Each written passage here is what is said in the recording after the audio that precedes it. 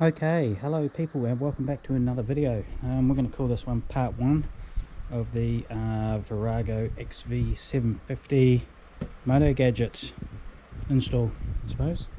So I've got a bag of stuff here that came with the bike. We got some cable and we've got all our paperwork. We've got an anti-gravity battery and some brake fluid, brake pads,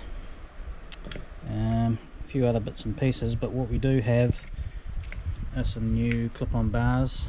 We're going to change these black ones to these ones and yeah, go from there. So I think for starters I'm going to get the tank and the seat off, wrap that tank up in cotton wool and stick it in a cupboard in the house somewhere so she's protected, and then we'll have a look at what's going on underneath and yeah, go from there. Right, let's do it.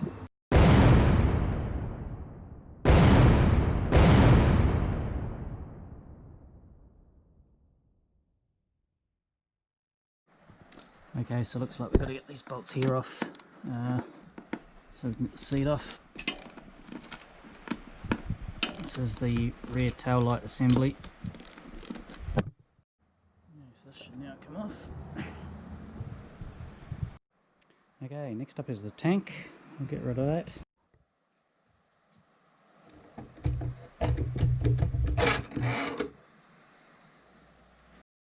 Okay, so what have we got? We've got a battery compartment which will need to be fixed down somehow, and we've got some cables. We've got a starter solenoid. Here's our M unit. Looks like he's made an attempt to start the wiring, which is cool, but we'll probably rip it all out and start again.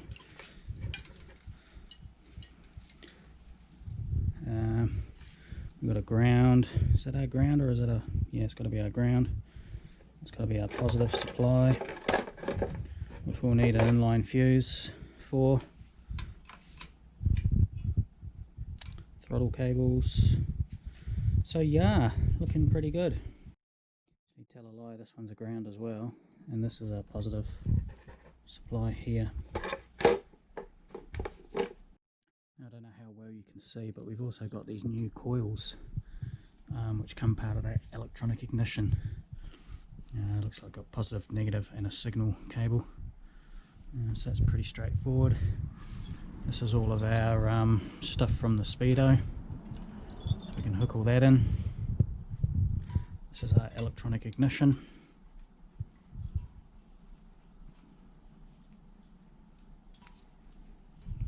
So yeah, here's our regulator rectifier, which is already plugged in. Anything around this exhaust we're going to have to use some heat-proof silicone sleeving so we don't melt the wires.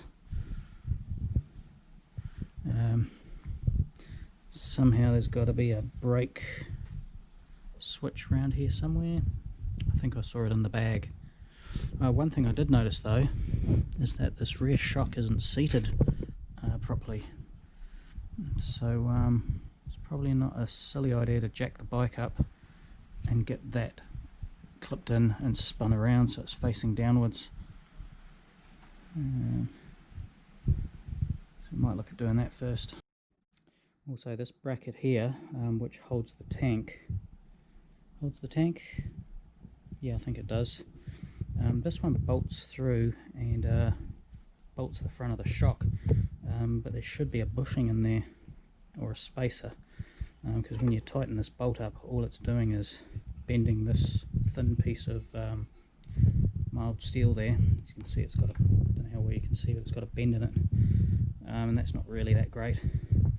So we'll measure up a bushing, and I'll either get something made, or if I've got something lying around here I'll use it. But yeah, we need something in there, otherwise that shock's gonna flop around, this bolt's gonna unwind itself, and we could be in all sorts of trouble. One other thing I've just noticed is these bolts going through here holding this rear subframe on. They're just kind of nipped up, but they're not long enough. They need to These are nylock nuts. There's a little bit of blue nylon in there which stops them coming undone. The thread should go past there by at least sort of 2 or 3 mil to be effective. So I'll see if I've got any bolts lying around. That one can definitely go in a little bit further, but they look too short to me. So, okay, I forgot this bike had a centre stand on it still. So I just took the weight off the back wheel and just tapped this collar where it should be, and it just seated on there quite nicely. It would be nice if this was spun around. I've got my drift somewhere and I'll try tapping it around, just see how easy it turns. If not, I'm just going to leave it there for now. Okay, so I just tapped it around so the gap's at the bottom. I don't know if it was totally necessary doing that, but I'll be able to sleep well at night knowing that I've done it. This is a Hargon shock, by the way. I wonder if he'd notice if I swapped it with my one. Yeah. Just joking.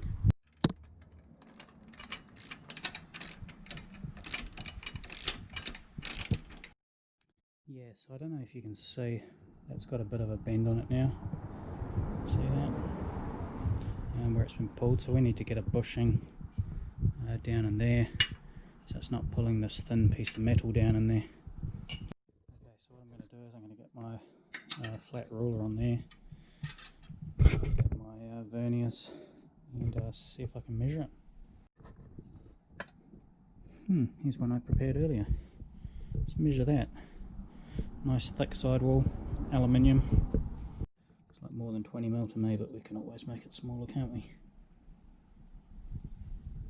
23, so we could file that down. Let's do it.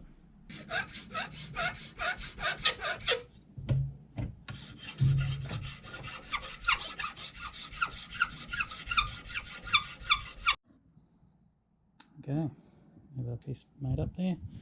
It should sort that. That then there to bolt on properly.